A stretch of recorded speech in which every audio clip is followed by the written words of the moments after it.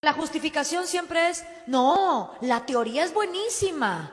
Lo que pasa es que el amigo se corrompió en el camino, pero ya vamos a intentar con otro, ¿sí?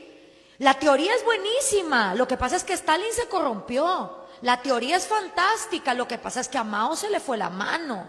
No, el socialismo es buenísimo. Lo que pasa es que Fidel Castro fue ahí acumulando hasta 900 millones de dólares según la revista Forbes y se torció en el camino. La teoría es buena, lo que pasa es que el Che se volvió asesino. Volvamos a probar.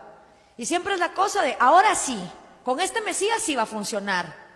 Y eso fue lo que pasó con Chávez. Fue como, no, el socialismo no funcionó en el siglo XX porque era el siglo XX, pero ahora como estamos en el siglo XXI, entonces sí, socialismo del siglo XXI, obvio va a funcionar. Y volvamos a intentarlo con un nuevo Mesías y vamos todos para allá. Y entonces no solo es el Mesías de Chávez, sino el Mesías de Correa, el de Cristina y Néstor Kirchner, los nuevos Mesías. Y siempre vamos como idiotas, confiando una y otra vez, y le ponemos estas características de superhombre que nos va a venir a salvar y volvemos a confiar. Y desgraciadamente la misma receta son los mismos resultados, lo decía Albert Einstein. Locura es intentar cambios diferentes haciendo lo mismo. Y parecemos tontos, pero es que así es la humanidad. Entonces tenemos de dos, o aprendemos en la carne ajena, o nos toca, como le pasó a mis abuelos que tuvieron que salir chancleteando de Cuba, o al otro que se tuvo que ir de Hungría, a dejar tu país.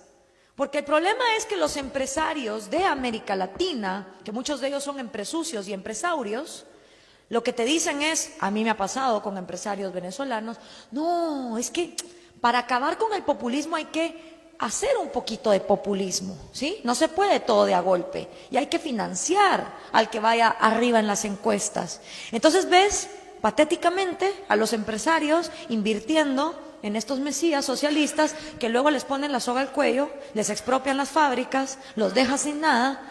Y aún así hay empresarios hoy por hoy en Venezuela que le siguen pasando plata al chavismo. Y digo yo, ¿para qué? Si es que ya no hay nadie con plata para comprar nada. ¿Qué empresa puede funcionar en un país donde la gente tiene que, de cada 7 días de la semana, pasar 4 haciendo colas para conseguir lo mínimo y vivir en el estado salvaje del trueque? Porque es la única manera de sobrevivir. Ay, no, pero volvámoslo a intentar.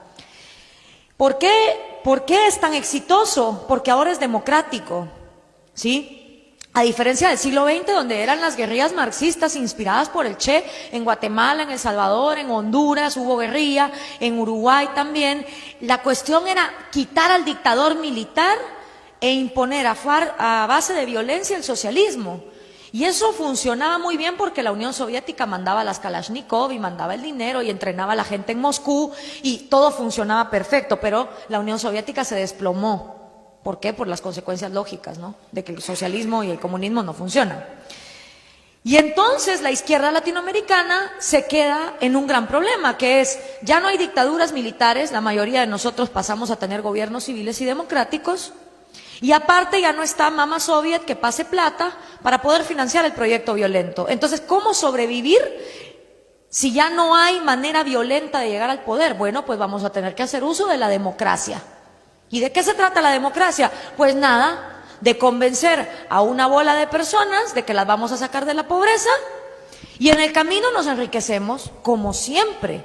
Porque esto lo dijo George Orwell hace más de 100 años en La rebelión en la granja. Llegan los cerdos al poder después de quitar al hombre y los cerdos empiezan a poner reglas que solo para todos son iguales, excepto que hay algunos más iguales que otros, ¿va? Entonces, se juntan en Sao Paulo en el año 90 y empiezan a tener una organización estratégica muy bien estructurada que se llama el Foro de Sao Paulo, el cual determina la agenda del socialismo del siglo XXI, que es el manifiesto comunista reciclado. Es que es lo mismo. Es más, es tan patético que el mismo Marx decía, el comunismo debe implementarse de manera violenta, tiene que correr sangre. Él se hubiera reído y se hubiera burlado de los que, agarrando ese proyecto, hubieran tratado de implementarlo de manera democrática. Pero así son los socialistas, viven en la incongruencia. ¿Y qué ha pasado después? Pues que nos empobrecimos, porque si estas políticas funcionaran, la gente estaría migrando a Cuba, a Venezuela, a Bolivia, a Ecuador. y no es precisamente los países a los que migran.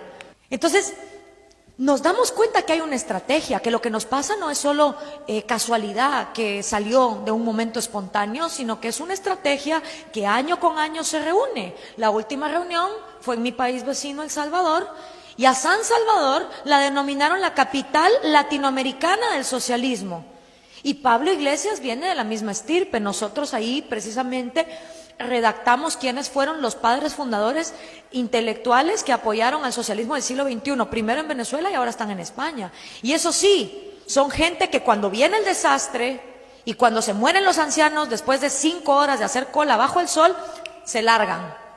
¿Y qué vuelven a decir? No, es que la teoría es muy bonita. Lo que pasa es que el cuate se torció en el camino.